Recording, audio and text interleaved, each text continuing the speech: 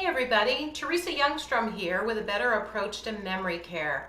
I'm a registered nurse and a dementia specialist, and the goal today is to bring you more information on caring for our loved ones at home. So it can be very difficult when you're under quarantine, like me, here having to share with you from my home. But if you're having to care for a loved one on your own at home, it can be very challenging. So just want to go over a few teachable moments today to help you get through that time, okay? Remember that there are things we can control with dementia, but there are plenty of things we can't control when it comes to giving care for our loved ones. Right away, I need you to know it won't be perfect, all right? It's not perfect for my parents. It's not perfect. There are no perfect memory care places. We just do the best we can, right? It's an ever-changing type of a disease, and day-to-day can be difficult, but there are some things we can control, and that's what we're going to focus on today. One thing that you can control is your attitude. So when it's time to approach your loved one that has memory challenges, let's make sure you notify your face, put the smile on, take a deep breath, let your stress hormone go away, right? Leave the problems outside the room. Make sure you always approach them from the front. We've talked before, they lose peripheral vision, right? So their world's going to be right here.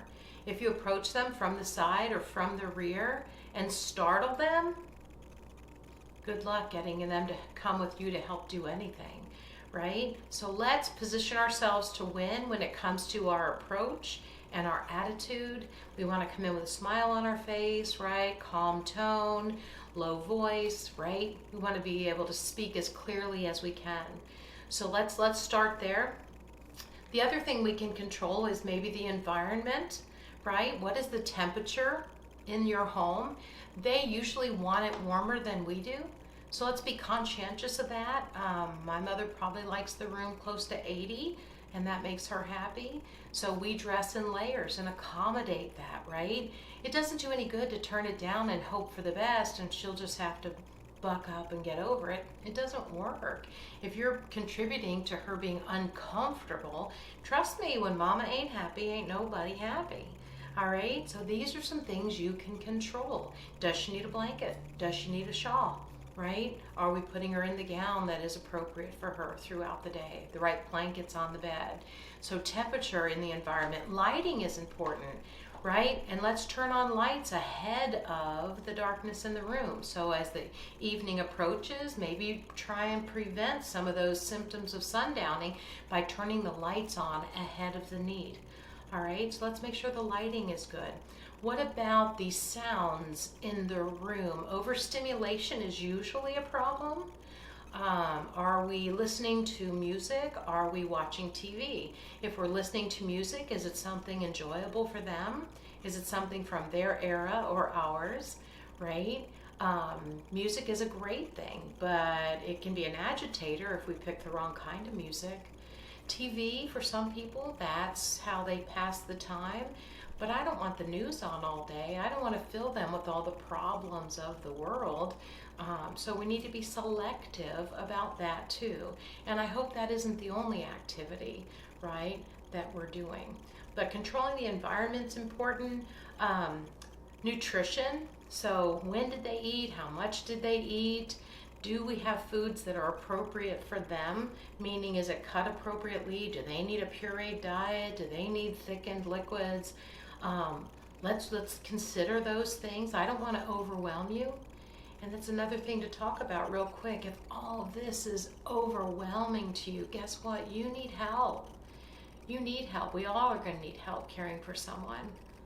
Teepa Snow says 70% of the care partners might pass away first because it's so stressful, and they become ill, overwhelming themselves with the duties that are involved in caring for another individual. So we're going to have to bring help in order to make this work.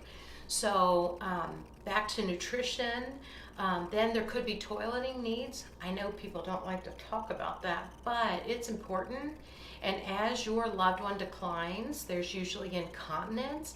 That means they can't control when they go and how, and they might have accidents.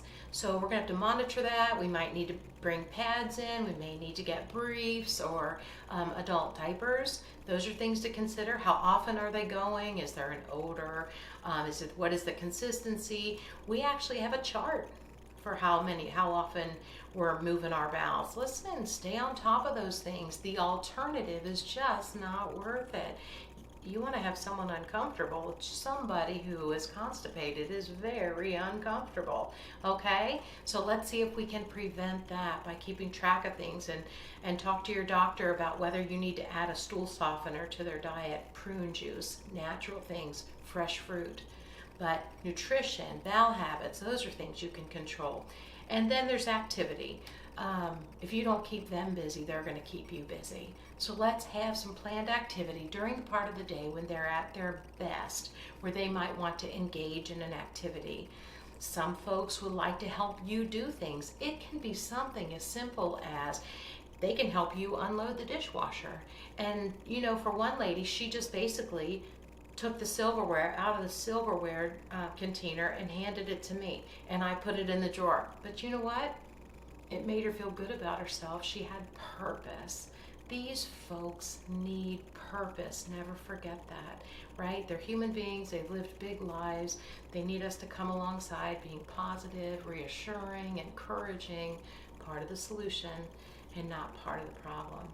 I know it's not easy, guys, and we're all in this together. At A Better Approach to Memory Care, we're working hard to bring you more and more information to come alongside so we can help you be part of the solution. Okay? That's it for today from Teresa Youngstrom with A Better Approach to Memory Care.